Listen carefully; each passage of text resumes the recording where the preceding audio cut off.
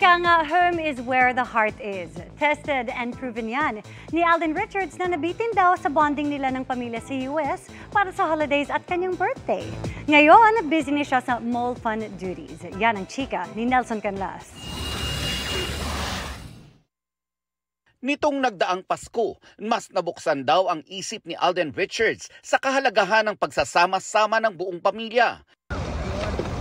First time kasi na nabuo ang kanyang pamilya nang mag-travel sila sa Amerika.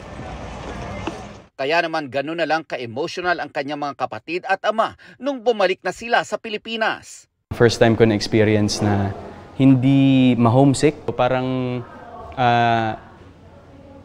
parang sabi ko, parang bitin ah.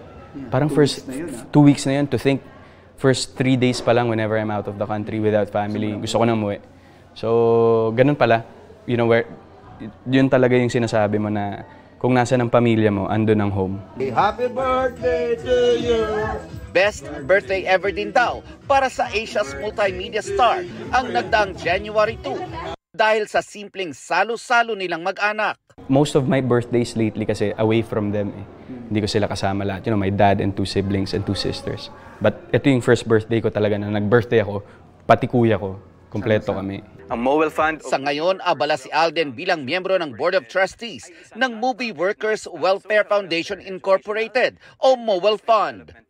Katuwang niya si Kapuso Primetime King Dingdong Dantes sa ilang proyekto para makatulong sa mga manggagawa ng industriya ng showbiz. I've reached the point of my age na and my career na somehow yung mas inahanap ko na yung purpose with everything that I do.